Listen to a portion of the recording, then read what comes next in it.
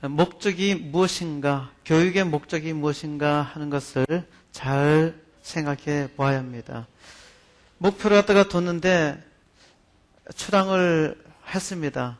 그런데 출항을 했는데 중간에 가다가 내가 어디로 가야 될지 하고 그 목적을 상실하게 되면은 배는 표류하게 되어 있습니다. 마음속에는 어딘가 목적지를 향해서 가고 있다고 생각하지만은 그 목적지를 향해서 계속적으로 추진하지 않으면은 표류하고 있는 겁니다. 실제적으로 그렇게 표류하는 일들이 우리 각각의 인생 또 어떤 조직에 있어서 그런 그 목적을 상실하고 표류하고 있는 그런 일들을 많이 볼 수가 있습니다. 그러니까 교회 학교의 목적이 무엇인가? 교회 학교는 공적인 목적은 부흥입니다. 많이 모이는 것이 중요한 것이 아니라 실제적으로 부흥이 일어나는 것이 교회 학교의 목표입니다. 교회 학교를 재미있게 하는 것이 목적이 아닙니다. 공적인 목적은 변화가 일어나야 합니다. 하나님 은혜로 변화가 일어나는 것이 교회 학교의 공적인 목적입니다. 그래서 교회가 변하고 또 미래가 변하고 세상이 변하도록 그렇게 만들어가는 것이 교회 학교의 목적입니다. 이 목적을 마음에 담고서 우리가 계속 담고 있으면은 바르게 그렇게 항의할 수 있습니다. 1936년도 때는 무성 영화가 한참 유행했던 때입니다. 모던 타임즈라고 하는 유명한 작품입니다. 1936년 작품인데 컨베이어 벨트 공장에서 일하고 있는 이 찰리는 하루 종일 이 나사못을 조이는 그런 일을 하고 있습니다. 아주 지극히 단순화된 그런 일을 갖다 하고 있죠. 이 현대 산업사회가 분업화를 함으로써 좋아진 점은 이제 특히 포드가 어떻게 하면은 모든 국민들이 자동차를 싸게 탈 수 있을 것인가. 그때 당시만 해도 자동차 하나는 혼자서 이렇게 만드는 그런 작업이었단 말입니다. 그런데 포드가 $1,000도 안 되는 그러한 비용으로 자동차를 타도록 그렇게 하겠다니까 사람들이 다 미쳤다 이렇게 생각을 했습니다. 그런데 포드는 옛날 같으면 전문가가 이렇게 자동차를 만들었으면은 지금 이렇게 일을 갖다 분업시켜 놓으면은 그 자기 작업의 한 부분만 감당하면은 되지 않습니까? 그래서 컨벨트 시스템에다가 쭉 이렇게 그 자동차 이렇게 지나가게 하고 자동차가 지나가게 아니라 이렇게 벨트에 이렇게 지나가면은 거기다가 자기 맡은 거 나사 하나씩만 끼우면 되는 겁니다. 그러니까 나사 끼운 사람은 하루 종일 그것만 하면은 되는 거죠. 그렇기 때문에 옛날에는 전문가가 자동차를 만들었습니다만은 이제는 전문가가 아니라 하더라도 누구든지 자동차를 만들 수 있도록 그렇게 된 거죠.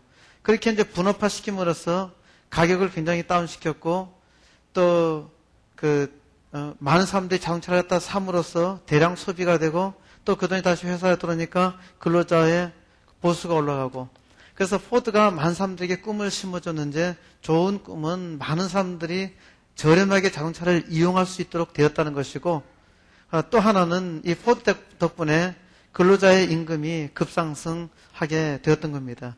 그러면서는 아주 좋은 영향력을 미쳤는데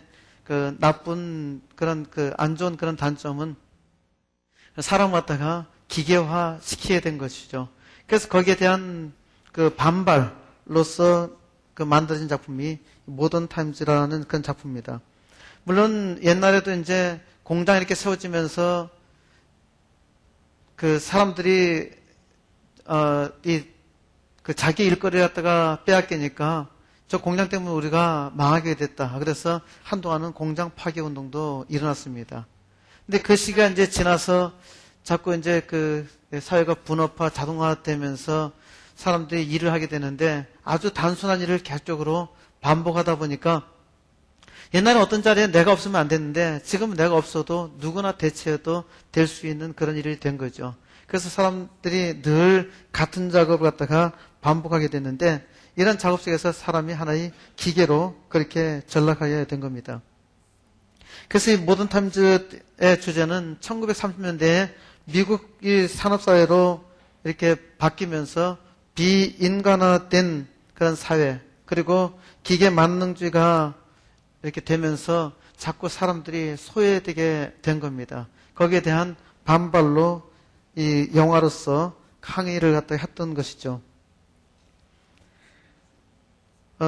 농업사회에서 산업사회로 전환되면서 발생했던 혼란과 그 혼란 속에서 희생될 수밖에 없는 일반 노동자의 현실이 아주 신나게 풍자됐던 것입니다. 이 모던 타임즈에서 이 찰리 채플린이 나사를 딱 계속 조이다 보니까 나중에 길거리 와서 그 여자 엉덩이에 이제 있는 이 단추, 그것도 나사인가 싶어가지고 막 돌리는 그런 장면들이 나오고 그러는데요. 이 찰리 채플린이 그리는 이 현대사회의 현실은 대단히 냉혹했습니다.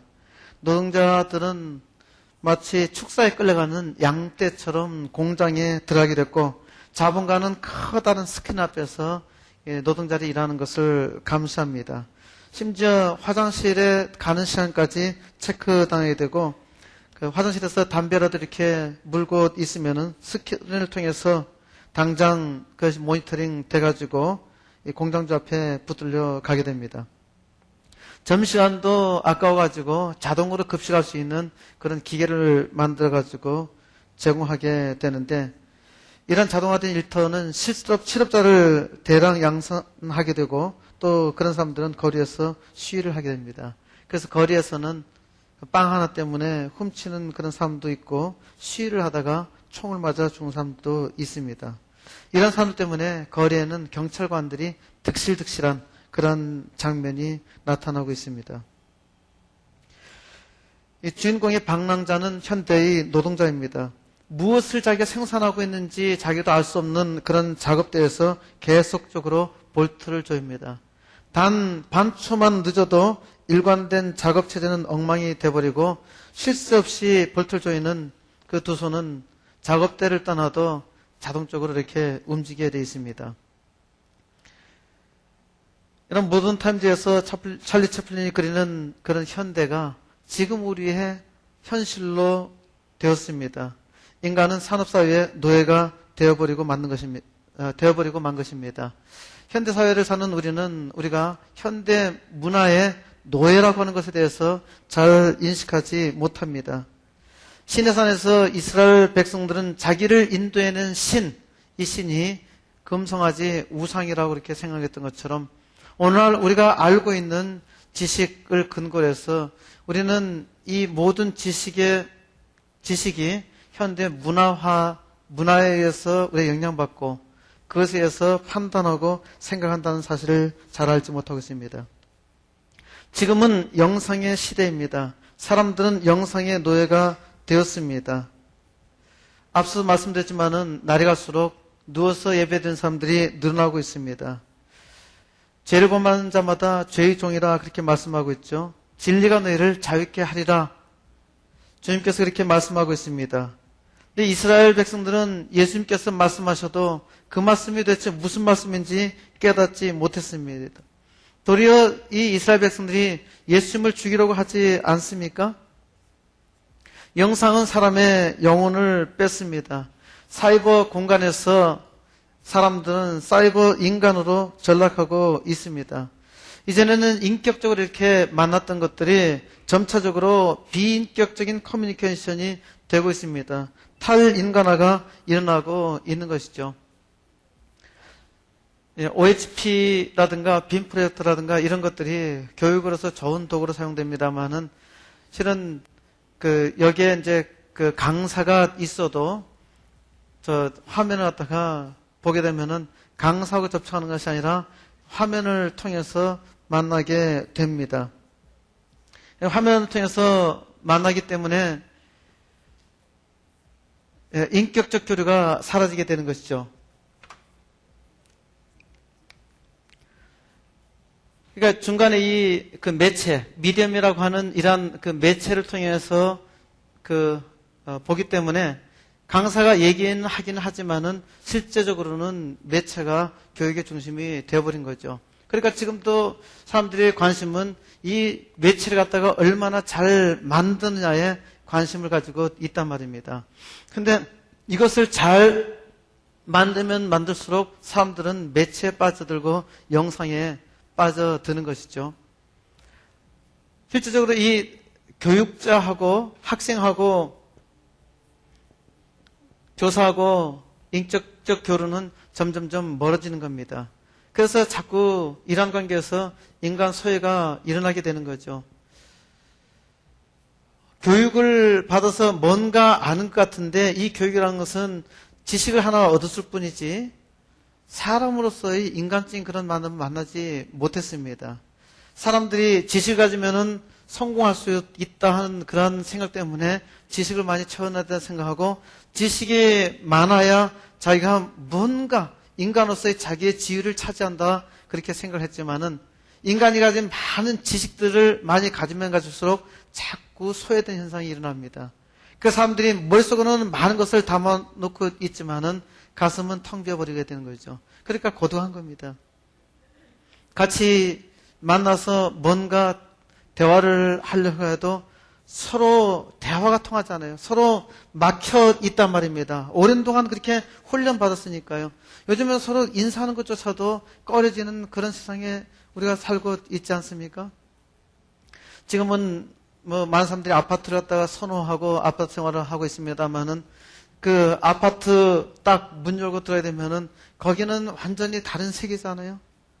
그 옛날에는 그 집집에 이렇게 담이 있었지만은 이 담에는 상당히 인간적인 뭐 있었습니다. 이 담은 여기 이 그 담 자체가 이웃집하고 나하고 막기 위해서 이 담을 쌓는 것이 아닙니다. 막기 위해서 쌓았다면은 높이 쌓았을 것이고 그 다음에 넘어오지 만들도록 만들 것 같으면은 여기다 막 철조망 이렇게 하고 그 다음에 안 보이도록 담을 갖다가 쌓고 유리 같은 걸 막 박아놓고 이렇게 했어야 될 것입니다. 근데 옛날 담장이라는 것은 그런 것이 없지 않습니까? 돌이나 그 나무로 그렇게 해서 쌓았는데 이것도 이웃집을 갖다가 들여다 볼 수 있는 높이 그 정도 높이밖에 안 됐지 않습니까? 그리고 지나가면서 보면은 안방까지 훤히 들여다볼 수 있었단 말입니다. 지금 아파트 설계도 어떻게 하면은 안에 있는 사람이 전혀 안 보이게 할 수 있는가? 그것도 조금 옛날에 만드는 아파트 같은 경우는 이렇게 문을 열면은 밖에서 이렇게 볼 수 있었는데 지금은 아파트 문을 열면은 전혀 보이지 않습니다. 그러니까 딱 자기 집에 들어가야 되면은 외부 세계하고 완전히 고립됩니다. 그러면 집에 들어가면은 집안에 가족들하고 화목하게 이렇게 될 수 있습니까? 집안에 들어가면은 이 거실에는 텔레비전이 딱 하나 있지 않습니까? 딱 학교 갔다 와서 들어오게 되면은 그래, 아버지가 그래 학교 잘 갔다 왔나? 예. 밥 먹었나? 예. 그럼 공부해야지. 그럼 들어가서 공부하는 거잖아요. 대화 자체가 없잖아요. 사람의 사는 것 자체가 없잖아요.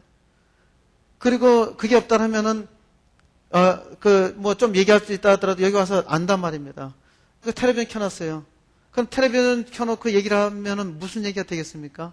그리고 전부 다 텔레비전만 쳐다보고 있잖아요. 그리고 텔레비전에 나오는 그런 주제 가지고 얘기를 하잖아요. 이 텔레비전은 당분간은 자기의 마음에 큰 위로가 됩니다. 흥미거리 갖다가 주고 있거든요. 만약 텔레비전이 30초만 재미없어도 바로 채널을 돌려버리잖아요. 옛날에는 게을러서 못 돌렸지 않습니까? 텔레비전 앞에까지 가서 돌렸어야 되니까. 근데 요즘에는 리모컨 시대잖아요. 요새는 리모컨 시대 가지고 가만히 앉아 있어도 자기 보고 싶은 것이 전부 다 자기 눈앞에 다가온단 말입니다. 지금은 먹는 음식까지도 주문하는, 텔레비전 쳐다보면서 주문할 수 있는 그런 세대로 바뀌고 있잖아요. 이런 문명이기가 대단히 좋은 것처럼 보이지만은 같이 옆에 앉아있는 사람하고도 단절을 시킨단 말입니다. 이 매체가 사람들 갖다가 자꾸 멀게 하는 거죠. 텔레비전을 보면서 내 지식이나 정보 같은 거는 많이 준다 생각하지만은 이것이 찾아가면 찾아갈수록 내 안에서의 생각은 자꾸 뺏어가 버린 겁니다. 생각이 뺏어가니까 인간이 없어지는 거예요. 그러니까 고독한 겁니다. 그러니까 괴로운 거예요. 이래서 탈인간화 소외 현상이 일어나는 거죠. 교회도 마찬가지로 자꾸 사이버 교회로 그렇게 바뀌어가고 있지 않습니까? 이런 현상들이 지금 볼 때는 보기도 좋고, 예배 드리면서 사회를 갖다 설교할 때 사회바다가 다 영상에 뜨면 얼마나 좋습니까? 근데 그렇게 이렇게 영상을 보여줘서 말하는 것보다 사실 설교자가 사회의 관계를 갖다가 잘 얘기하는 것이 훨씬 더 상상력을 갖다 증폭시키지 않겠어요? 그리고 어떤 것이 오래 남겠습니까? 우리는 많은 복잡한 것을 갖다가 담고 있으면만은 대부분 다 돌았다가 나가 버립니다. 그러니까 우리 때 이 시대 자체는 자꾸 우리의 이 표면만 만족시킨 것으로 자꾸 흘러가는 거예요. 그러니까 우리의 내면은 아무것도 없어요. 내면은 자꾸 텅 비어진단 말입니다. 그래서 시간이 지나면 지날수록 괴로운 것입니다. 교회가 현대 문화를 갖다가 많이 흡수하면서 어떻게 하면 현대 문화를 갖다 극복할까 애를 쓰면서 현대의 이기를 갖다가 많이 끌어 들어옵니다만은 자칫하면 그것 때문에 교회가 더 무덤을 파는데 기여할 수 있단 말입니다. 토마스 쿤은 과학혁명은 패러다임의 전환이라 그렇게 했습니다. 과학혁명은 패러다임의 전환입니다. 그러니까 과학에서 어떤 혁명이 일어나려면은 패러다임이 바뀌어야 한다는 겁니다. 패러다임이라고 하는 것은 사람들이 가지고 있는 익숙한 세계관, 문화관, 어떤 지식의 토대 이런 것을 갖다가 전체적으로 가리켜서 패러다임이라 그렇게 말할 수 있습니다. 예를 들면은 갈릴레이가 뭐라고 얘기했습니까? 지구는 돈다 그랬죠? 갈릴레이가 지구는 돈다 그랬는데 이전까지 세계관은 뭐냐면은 프톨레마이오스 세계관을 갖다 가지고 있었습니다. 그래서 지구는 가만히 있고 그 태양이 도는 것으로 그렇게 생각을 했었습니다. 근데 갈릴레이가 가만히 관찰해 보니까 이 태양이 도는 것이 아니라 지구가 돈다는 겁니다. 그래서 지구가 돈다 그렇게 얘기했더니 카톨릭 교회가 로마 카톨릭 교회가 확 돌았습니다. 그래가지고 이 갈릴레이 너는 안 되겠다. 지구가 도는 지구가 도는 게 아니라 태양이 돈다고 여태까지 그렇게 가르쳐 왔는데 갈릴레이가 엉뚱한 소리 하는 겁니다. 그래서 나 계속 그렇게 말하면 죽인다. 그러니까 갈릴레이가 죽인다 소리에 겁을 먹고 지구가 돌지 않습니다. 그렇게 하고 재판장에서 나오면서 그래도 지구는 돈다 하는 유명한 말을 했답니다. 갈릴레이가 그 말을 했는지 안 했는지는 아무도 모릅니다. 종종 이대 후대에서 추정해서 이렇게 얘기하는데 갈릴레이의 세계관 자체는 이렇게 자기가 패러다임이 바뀌었을 때 그 패러다임을 다시 바꿔놓을 수는 없을 겁니다. 그렇죠? 그러니까 재판에서는 태양이 돈다 그렇게 얘기했지만은 자기 자신의 사고에서는 지구가 돈다는 생각은 여전히 버릴 수 없을 것입니다. 그런데 지구가 도는 겁니까? 지구가 돈다고 하는 것도 세관 자체가 이 태양을 중심으로 하니까 지구가 태양주를 갖다 돌고 있는 거죠. 그렇죠? 지구가 중심이라면은 태양이 지구를 해서 움직이는 거 아니겠습니까? 지금도 우리는 과학적 사고로는 지구가 태양을 주위를 갖다가 돈다 그렇게 얘기하지만은 아침에 눈 뜨고 일어났을 때 지금 지구가 태양의 방향에서 지금 몇 도에서 몇 도로 지금 움직이고 있는 중이다. 그렇게 얘기하는 사람이 있습니까?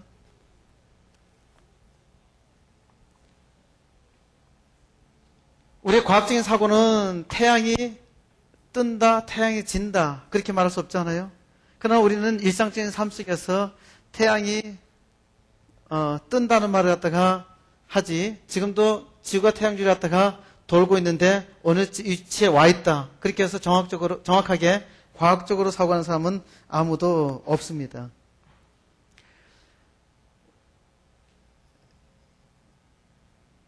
이 지구가 태양주를 갖다가 돈다고 하는 것도 우리의 가치관이나 이런 것들 자체가 태양 중심으로 해서 보았기 때문에 지구가 태양주로 왔다가 돈다고 하는 것이죠. 우리는 언제나 우리 자신의 중심적으로 생각한다고요. 자, 뉴턴이 사과나무 아래서 뭘 발견했습니까? 말릴리의 법칙. 모든 존재하는 것은 당기는 힘이 있다. 인력이 있다는 겁니다. 이거 갖다가 발견했어요. 뉴턴이 여기 사과나무가 있는데 여기 누워있다가 사과가 떨어졌습니다. 이것도 실제 사실인지 아닌지는 모른다고 합니다. 알 수가 없어요. 근데 사과가 여기에 떨어졌다는데 지구가 사과에게 떨어졌다 얘기해도 되잖아요. 틀렸습니까? 맞잖아요. 똑같이 당기지 않습니까? 그렇죠? 이거나 똑같이 당기는 거예요. 당기는데 우리는 대체적으로 큰 것을 중심으로 해서 작은 걸 생각한단 말입니다. 그러한 사고도 우리가 가진 패러다임이에요. 이런 패러다임이 바뀌지 않냐면은 새로운 혁명, 새로운 것을 갖다가 만들 수 없다는 겁니다. 아까 포드 얘기했습니다만은 포드가 모든 국민이 타고 있는 차를 갖다 만들겠다. 그랬을 때 그때 당시의 사람들의 사고로는 이건 미친 짓이 아닌가 그렇게 생각할 수 있단 말입니다. 근데 다른 사람들이 갖지 못한 그런 패러다임을 갖고 자기가 접근을 갖다가 했기 때문에 그가 그 포드 자동차를 갖다가 성공적으로 끌었고 그다음 지금 그 인류 문화에 있어서 사실 이제 포드 시스템이라는 게 엄청난 영향을 미친 거라고요. 우리의 정신까지도 영향을 갖다 미쳤단 말입니다. 과학혁명이라는 것도 그 마찬가지입니다. 이 패러다임이 바뀌지 않으면은 새로운 과학혁명을 만들 수 없다는 겁니다. 이러한 그 혁명적인 과정, 세계관이 바뀌는 혁명적인 과정을 가리켜서 코페르니쿠스적인 전환이다. 그렇게 말을 합니다. 그러니까 코페르니쿠스적 전환은 당대의 천동설을 뒤엎은 이 지동설의 개가이자 패러다임의 대전환이었습니다.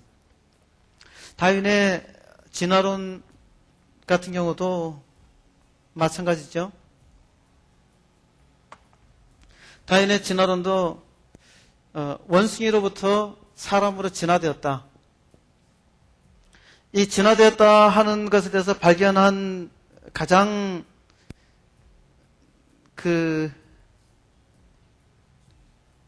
배경이 된 것은 뭐냐라면은 서로 원숭이나 사람이나 비슷하다는 겁니다.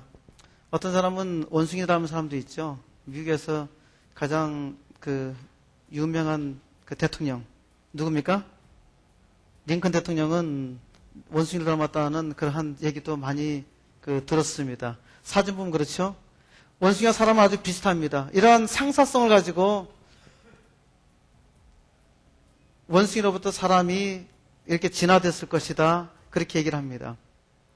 그런데 이 유전자 DNA를 갖다가 연구하고 조사해봐도 침팬지와 사람이 99.997%가 똑같아도 이건 같거든요. 같아도 원숭이와 사람은 완전히 다르다는 겁니다. 진화론자들도 그게 신기한 거예요. 유전적으로 보면은 아주 비슷하단 말입니다. 초파리하고 사람하고 초파리 아니라 바다에서 흐물흐물한 거 뭐죠? 해파리에. 해파리하고 사람하고도 무려 유전자가 80%가 같다는 거예요. 유전 정보 자체 80%가 같아요. 같은데 엄청나게 다르잖아요. 여러분 옆에 사람 얼굴 한번 쳐다보십시오. 자기가 닮았습니까? 안 닮았습니까? 닮았어요? 다른 사람한테 물어보면 닮았다고 그러겠습니까? 안 닮았다 그럴 거 아닙니까? 그쵸? 근데 저쪽 유럽 사람들이 여러분 왔다 보면은 같은 사람을 인식하겠습니까? 다른 사람을 인식하겠습니까? 같다고요. 원숭이가 여러분을 본다면은 같이 보겠습니까? 달리 보겠습니까? 그건 뭐 어려우면은 여러분들이 동물에 있는 원숭이를 쳐다보면 됩니다. 원숭이 이놈저놈 다 있지만은 똑같은 원숭이로 보입니까? 다르게 보입니까?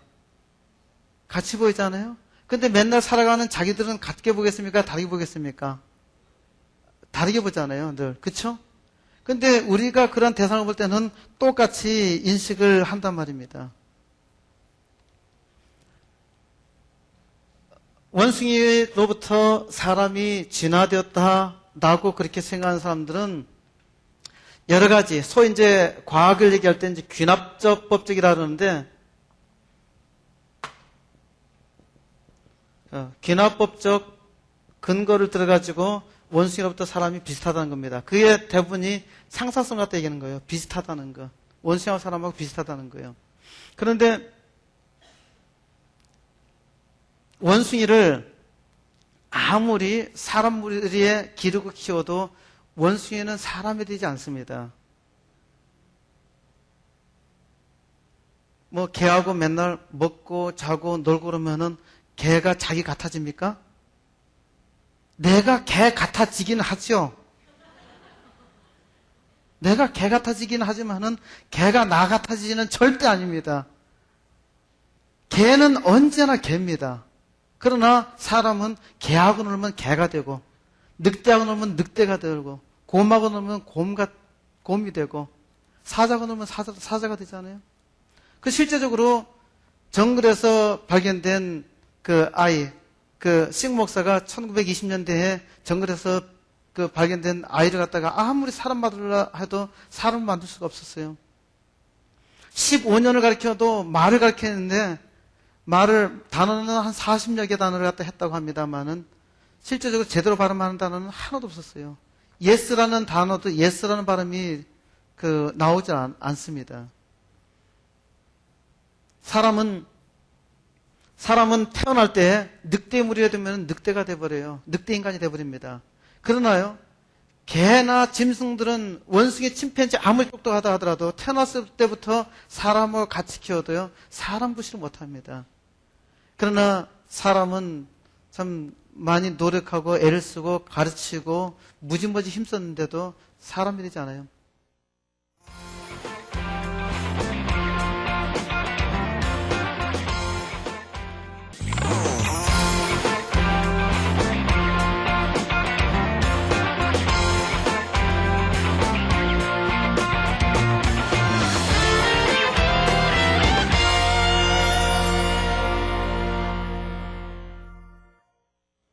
그 실제적으로 정글에서 발견된 그 아이, 그 식 목사가 1920년대에 정글에서 그 발견된 아이를 갖다가 아무리 사람 만들라 해도 사람 만들 수가 없었어요. 15년을 가르쳐도 말을 가르쳤는데 단어는 한 40여 개 단어를 갖다 했다고 합니다만은 실제적으로 제대로 발음하는 단어는 하나도 없었어요. yes라는 단어도 yes라는 발음이 나오지 않습니다. 사람은 태어날 때 늑대 무리가 되면 늑대가 돼버려요. 늑대 인간이 돼버립니다. 그러나요, 개나 짐승들은 원숭이, 침팬지 아무리 똑똑하다 하더라도 태어났을 때부터 사람하고 같이 키워도요, 사람 구실을 못합니다. 그러나 사람은 참 많이 노력하고 애를 쓰고 가르치고 무지무지 힘썼는데도 사람이 되지 않아요. 원숭이와 사람하고 다른 점을 갖다 여러 가지 얘기할 수 있겠습니다만은 그 짐승 중에서도 사람만큼 키우는데 오래 걸리고 힘든 그런 짐승은 없습니다. 사람은 30년 키워도 사람 구실하기 힘들잖아요. 그렇죠? 30년 키워도 힘들어요. 원숭이는 3달, 6달만 키워도 원숭이 옷을 충분히 하잖아요. 그렇죠? 사람이 원숭이하고 다르다는 얘기예요. 차이점 맞다 얘기하려면 엄청나게 많이 이야기할 수 있습니다. 그리고 진화론자들도 원숭이로부터 사람이 진화되는 것이 불가능하다는 것 갖다가 인정합니다. 지금 인정해요. 근데 카톨릭이 옛날에 갈릴리를 갖다가 때려 죽일 것처럼 그렇게 했던 카톨릭이 요즘에는 또 무슨 일을 갖다 하는지 압니까? 진화론이 진리라는 것을 갖다가 받아들이려고 지금 그 공작을 하고 있어요. 여러분, 로마 카톨릭을 받아들일 수도 있겠다 생각하지만은 교회에 미친 영향력이 없겠어요? 진화론자들도 안 믿는데 이제 뒤와서 또 엉뚱한 소리 갖다가 하는 거예요. 차라리 말이나 안 하면 괜찮을 텐데. 사람이 이처럼 참으로 어리석습니다. 우리 자신의 인생도 마찬가지입니다. 우리가 어려운 데서 극복되고 뭔가 잘 되기를 바라지만은 우리가 잘 되려고 하는 그런 마음은 있는데 그렇게 되지 못하는 것은 내가 지금까지 가진 이 패러다임을 포기하지 못하니까, 버리지 못하니까 안 되는 거예요. 남자, 여자가 이렇게 만났을 때는 세상 모든 것보다, 자기 목숨보다 상대방에 대해서 더 소중하게 생각하잖아요. 근데 결혼만 하면 생각이 달라진단 말입니다. 왜 달라집니까? 자기의 패러다임을 못 바꾸기 때문에 그렇습니다. 서로 이렇게 생각하는 거예요. 저 사람이 내 생각을 따르기만 하면은 우리는 최고의 부부가 될 수 있을 거야. 근데 상대방도 똑같이 생각하는 거예요. 그러니까 늘 그게 충돌이 나니까 싸우는 거죠. 우리가 세상을 살아가는 것도 마찬가지란 말입니다. 우리가 정말 무엇이 옳은가, 우리 인생의 개인 문제에 대해서도 어떻게 해결하는가 하는 것을 바로 알게 되고, 거기에 대해서 자기의 그 생각을 바로 두어서 자기를 훈련시킨다면 굉장히 훌륭한 일을 할 수 있습니다. 우리는 부흥을 소망합니다. 부흥이 일어나면은 패러다임이 바뀌어야 되는 거예요. 하나님께서 주권적이고 강권적으로 역사해서 모세를 통해서 이끌어 주셨던 것처럼 아예 하나님의 주권적 의지로 끄집어내 주시든지, 아니면은 하나님의 모든 백성들에게 감동시켜서 이런 감동으로 하나님 앞에서 우리 갖다가 고치고 은혜 가운데 살아야 되겠다. 이런 것들이 누구에게나 다 같이 있어서 강력하게 그 은혜로 바뀌어지든지, 그래야만 부흥이 일어날 수 있을 거 아닙니까? 패러다임이 바뀌지 않으면 부흥이 일어날 수 없습니다. 부흥하려면 하나님께서 강권적으로 개입하든지 아니면은 교사가 변하든지 둘 중에 하나여야 합니다. 다른 대안이 없지 않습니까? 우리가 세상적인 패러다임으로 부흥을 시킬 수 있다고 생각합니까? 주님께서 말씀하시잖아요. 너희는 가나안 풍속을 쫓지 말라. 애굽의 풍속을 쫓지 말라 말씀하시잖아요. 그런데 우리는 여전히 이 세상 문화, 이 세상의 교육 모델의 패러다임을 가지고 아이들을 지도하고 가르치려고 하지 않습니까? 세속적인 사고로서 강물을 주도할 수 있습니까? 하나님께서 주시는 커다란 은혜의 강물, 세속적인 방법으로 만들어갈 수 없는 겁니다. 이 시대는 참으로 경박한 시대입니다. 우리 신앙도 경박해지고 있습니다. 왜 그렇습니까? 지금 세대는 감성 세대입니다. 지금 세대는 감성 세대예요. 지금은 뭐든지 감성 코드입니다. 이러한 감성 세대에 부흥을 이루기 위해서 감성 코드로 부흥을 이룰 수 있겠습니까? 아니면 감성 코드인데 감성 세대인데 지성 코드로 부흥을 이룰 수 있겠습니까? 당장 많은 사람들을 모으려면은 이 감성 세대에 감성 코드라면은 많이 모으게 할 수는 있습니다. 그러나 이것은 속는 것입니다. 감성 훈련을 받은 사람들은 오래 가지 않습니다. 바람이 불면은, 폭풍이 불면은 초계같이 날아가 버리고 말 것입니다. 진정으로 하나님의 사람을 얻으려면은 지성 코드로 가르쳐야 합니다. 교회 교육에서 여러 가지로 이렇게 시도하고 애를 쓰고 노력하고 있습니다만은 시간이 지나면서 한번 보십시오. 전통적인 코드는 시간이 지날수록 자꾸 줄어들고 있습니다. 이 시대에 뭔가 새로운 패러다임으로 접근해야 된다는 겁니다. 그래서 사람들이 생각하는 것은 이 시대에 맞도록 교육을 갖다가 바꾸자, 재밌게 하자. 그래서 만든 것이 감성 코드 아닙니까? 감성 코드라니까 즉각적으로 사람들이 많이 모이기는 합니다. 그러나 어느 시점이 되면은 더 이상 모이지 않습니다. 아이들이 자라면서 더 이상 흥미를 잃어버립니다. 어떻게 할 것입니까? 교육은 꾸준하게 지속적인 목표를 가지고 계속 해나가야 되는 겁니다. 3월 혁명은 지성 코드로 계속해서 스스로 사람들로 하여금 깨닫고 참여하도록 하기 때문에 계속적으로 성장하게 합니다. 그러면 지성 코드가 과연 무엇일까요? 사람들은 세속적인 사고로 생각을 합니다. 이스라엘 백성들이 애굽에서 나와서 가나안에서 광야에서 하나님의 은혜 가운데서 이제 가나안 땅을 향해서 나아가고 있습니다.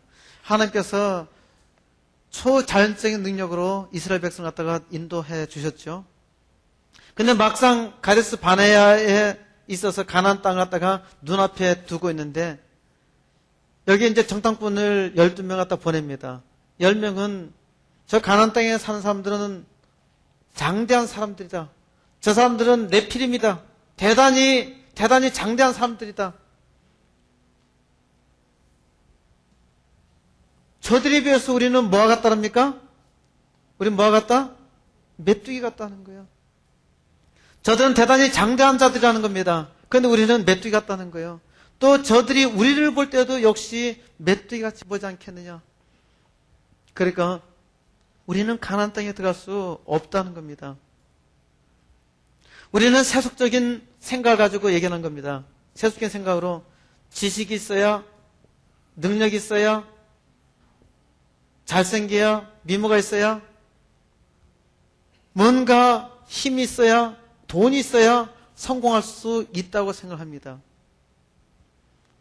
세계에서 제일 가는 부자가 되는 사람 중에서 유산을 받아가지고 부자 된 사람들은 거의 없습니다. 그리고 역사적으로 보여주는 것이 많은 것을 가져야 대부분 다 그 자식이 망하고 만다는 겁니다. 자식 갖다가 계속적으로 복되게 하려면 가장 중요한 것은 교육을 제대로 시켜야 되는 거죠. 그런데 문제는 어떻게 교육을 시켜야 하는가 그것을 갖다가 알지 못하는 거예요. 사람의 생각으로는 이것을 가져다 생각하는데 세속적인 일에서도 성공하는 것은 이런 것으로 성공하는 것이 아니라는 겁니다. 정주영이 공부를 많이 해가지고 경영학 석사를 갖다가 받았기 때문에 울산을 부유하게 만들고 우리나라가 자산도 커다란 기여를 갖다가 한 것입니까? 한때 일본의 최고의 부자 한국인 누구였습니까? 손정의라는 사람이죠. 손정의라는 사람이 브로드밴드, 소위 이제 비비라고 하는 그런 그 컴퓨터 사업을 해서 돈 갖다 많이 벌었습니다. 손정의 전공이 비비입니까? 손정의는 비비가 뭔지 모르는 사람이에요.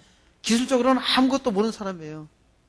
그러나 앞으로 돈을 벌려고 하면은 이것이 돼야 한다는 생각 때문에 이것으로 밀어붙인 거란 말입니다. 공부를 많이 했기 때문에 또 부모가 돈이 많았기 때문에 세속적으로 성공한 것이 아니라고요. 빌 게이츠 부모님 돈 가지고 일하지 않았습니다. 어떤 사람도 세상에서 성공한 사람도 그 최고로 성공한 사람들은 지식으로 성공한 것도 아니고 또 아주 집안에 재력이 있어가지고 성공한 것도 아니란 말입니다. 우리는 하나님 믿는 사람 아닙니까? 하나님께서 어떻게 우리 하나님 앞에 하나님께서 택하셔서 세계 모든 민족 가운데 어떻게 하면 설 수 있으리라 그렇게 말씀하십니까? 하나님께서 늘 말씀하시는 것은 내 말을 듣고 순종하기만 하면은 너희를 세계 모든 민족 가운데 뛰어나게 하리라. 믿습니까? 하나님의 방법이잖아요. 우리는 하나님을 의지한다면서 하나님을 전적으로 의지하지 못합니다. 자꾸 자기의 지식과 지혜를 신뢰하는 거예요. 지금까지 우리가 계속적으로 실패한 인생을 살았어요. 세계 모든 민족 가운데 뛰어나게 살지 못했단 말입니다. 실패한 인생을 갖다가 살았는데 또 불구하고 우리는 여전히 자기를 갖다 신뢰하고 있잖아요. 이스라엘이 애굽에서 나왔으면은 이제 애굽은 잊어버리고 하나님을 사모하고 하나님만 바라면은 가나안 땅에 들어가서 세계 모든 민족 위에 하나님 영광을 나타내면서 살 수 있잖아요. 그런데 애굽의 생각을 갖다가 하는 거예요. 하나님께서 계속적으로 말씀하신 게 뭡니까? 가나안의 풍속을 따르지 말라. 그래서 가나안에 사는 사람들 갖다가 다 죽이라고 말하는 것 아닙니까? 세상에서 생각할 때 잘생겨야, 풍채가 대단해야 성공할 수 있다 생각합니다. 세상에서 이 등치 큰 사람이 뭔가 한 건 했겠습니까? 작은 사람이 한 건 했겠습니까? 등소평의 등치가 우람하게 큽니까? 나폴레옹이 무지무지 큽니까? 물론 저기 링컨은 무지무지 컸습니다. 자기가 너무너무 커가지고 참 그 큰 것 때문에 때때로는 부끄러워하기도 했습니다. 드물게 그런 사람이 있습니다만은 대체적으로 그 작은 사람들이 아주 그 훌륭한 일을 잘 합니다. 제가 저보다 저기 등치 훨씬 큰 사람하고 저하고 걸어가면은 누가 많이 걷겠습니까? 예? 제가 훨씬 더 많이 걷잖아요. 저는 2배로 걸어야 됩니다. 그 큰 사람이 한 걸음 걸을 때 저는 2걸음을 걸어야 따라갈 수 있어요. 그리고 저하고 같이 다니는 사람 보면은 제 걸음이 무지무지 빠르다고 합니다. 근데 이제 나이가 드니까 자꾸 걸음이 조금씩 느려져가지고 그렇죠. 제가 상당히 빨리빨리 걷거든요. 근데 빨리빨리 걸어야 큰 사람 따라갈 수 있죠. 그러다 보니까 더 노력도 더 많이 할 수 있게 되는 거죠. 우리는 사울왕 갖다 볼 때 아까도 말씀드렸지만은 이스라엘에서 가장 잘생기고 가장 준수한 사람이 사울왕이었습니다. 인간적으로 볼 때는 괜찮은 사람이었어요. 사울이 본래 왕족이었던 것은 아닙니다. 하나님께서 왕족이 아닌데 왕으로 세우셨어요. 그러면 왕 노릇을 해야 되잖아요. 왕 노릇을 하지 못했단 말입니다. 왜 왕 노릇을 하지 못했습니까? 풍채는 됐어요. 외모로 볼 때는 충분히 됐단 말입니다. 그러나 왕의 마인드가 없었던 거예요. 왕의 마인드가 없었기 때문에 왕 노릇을 하지 못한 겁니다. 우리는 사울왕을 보면서 참으로 어리석게 인생을 살았다 그렇게 말하지만은 오늘날 우리가 살고 있는 우리도 마찬가지로 어리석게 살고 있지 않습니까? 하나님께서 여러분을 왕의 아이로 세우셨음을 믿습니까? 왕으로 살아가고 있습니까? 왕으로 살아가고 있느냐 하는 것을 갖다가 우리 스스로에게 물어볼 때 우리는 당당하게 말하기 힘듭니다. 모든 기독교인들이 왕 노릇을 한다면은 세상이 얼마나 변했겠어요? 세상이 얼마나 은혜 충만하겠습니까? 하나님께서 우리를 왕으로 세우셨습니다. 우리는 왕관을 쓰고 있지만은 실상은 거짓 노릇을 하고 있는 겁니다. 세상 교육과 주일학교 교육을 한번 비교해 보십시오. 세상 교육은 애들 책 보면 수준이 굉장히 높습니다. 제가 저 사마혁명 저 책 갖다가 만들어 놓으니까 사람들이 이 책을 누가 보느냐 그러는 거예요. 그리고 이 책이 너무 두껍지 않느냐? 이 책 가지고 어떻게 가르칠 수 있겠느냐? 거기서 의문을 많이 품습니다. 제가 그랬어요. 애들 가르치는 책 한번 보라고. 국어책이 이 책만 하지 않겠느냐고. 그리고 수준 한번 보시라고요. 대학 청년부를 가르치는 교재 수준도 바닥입니다. 제가 대학 청년부한테 오랫동안 지도했지만은 물어보면 아는 게 없어요. 왜 아는 것이 없습니까? 그렇다고 해서 아주 은혜 충만한 신앙으로 자라났습니까? 찬양을 부를 때는 눈물을 흘리며 찬양을 합니다. 요즘 찬양도 얼마나 찬양 그 곡조가 좋아요. 굉장히 좋은 곡조 가지고 눈물을 흘리며 불러요. 기도하라면 아주 통성으로 뜨겁게 기도합니다. 그러나 그들 삶 속에는 그리스도가 없어요. 그리스도가 없다고요. 전혀 전도하지 않습니다. 오히려 직장이나 학교 가면은 내가 교회 다니는 거 들킬까봐 두려워하는 청년들이 상당히 많단 말입니다. 이것이 현재 현실 아니에요? 교회 오면은 굉장히 은혜가 있는 것 같이 보이는데 세상에 나가면은 그리스도인으로서 당당하게 살기는커녕 부끄러워하고 두려워하고 있단 말입니다. 가나안 땅을 눈앞에 두고 믿음으로 정복해야 되는데 가나안 땅을 보고서 두려워하고 있어요. 누가 그렇게 만든 겁니까? 세상에서 하나님의 영광을 나타낼 사람들이 초라하게 거지로 살고 있는 겁니다. 무엇이 그렇게 만든 겁니까? 왕이면 왕으로서 훈련을 받아야 되는데 제왕으로서 훈련을 받지 못했기 때문입니다.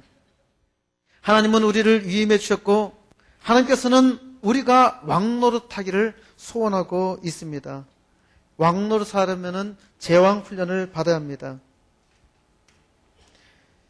이스라엘이 가나안 땅에 들어가지 못한 것은 10명의 리더들이 준비되지 못했기 때문에 이 10명의 리더들이 부정적인 생각으로 믿음이 없이 말했기 때문에 이스라엘 백성 모두가 광야에서 망하고 마는 겁니다. 이 시대도 마찬가지 아닙니까? 이 시대에 여러분이 여호수아가 되어야 합니다.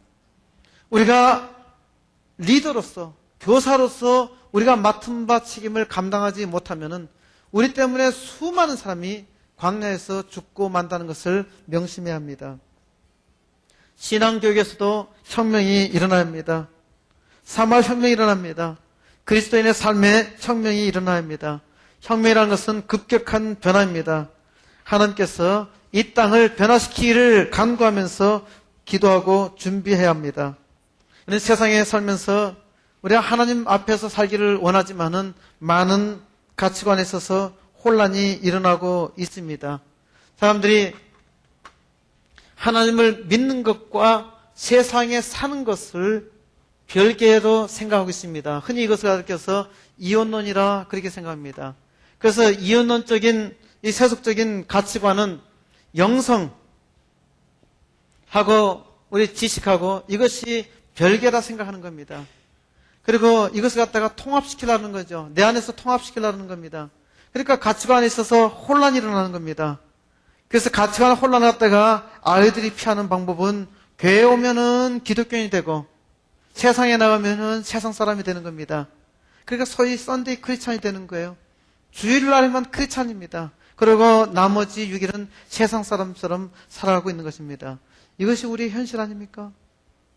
우리도 아이들에게 그것을 강요하고 있지 않습니까? 그렇게 가르치면서 그렇게 만들고 있잖아요. 너 공부해라. 공부를 잘해야 내가 무엇이 된다고 그렇게 하고 있지 않습니까? 가장 중요한 것은 영성입니다. 영성의 바탕 위에 그 다음에 인격이 형성돼야 합니다. 사람 인성이 먼저가 아닙니다. 영성이 먼저 형성돼야 됩니다. 그러니까 그리스도인으로서 잘 준비되고 그 가운데서 인성훈련도 같이 받아야 하는 겁니다. 그리고 마지막으로 지성이 세워져야 합니다. 지성이라는 것은 단지 지식적인 사고만을 얘기하는 것이 아닙니다. 지성은 크리스찬 마인드를 말하는 겁니다. 이 규경 씨가 쓴 짧은 동화 긴 생각에 습관이라고 하는 시가 있습니다. 한번 잘 들어보십시오. 습관. 어떤 이가 작은 습관을 하나 만들었다. 그는 그것을 늘 끌고 다녔다. 그 습관이 자라서 큰 습관이 되었다. 지금 그는 그 큰 습관에 끌려 다닌다. 이 습관시가 이렇게 끝납니다. 여러분들을 지금 끌고 가는 것은 지금까지 여러분들을 만들어왔던 습관입니다. 이 습관에 있어서 패러다임이 전환되지 않으면은 자기의 삶을 결코 바꿀 수 없습니다. 내 인생을 바꿔야 되겠다. 내 패러다임을 바꿔야 됩니다. 내 자녀들, 내가 가르치는 아이들을 바꿔야 되겠다. 그러면 지금까지 가져왔던 그런 패러다임, 애굽의 패러다임, 가나안의 패러다임, 그것을 바꿔야 합니다. 그 일을 위해서 하나님께서 우리를 부르셨습니다.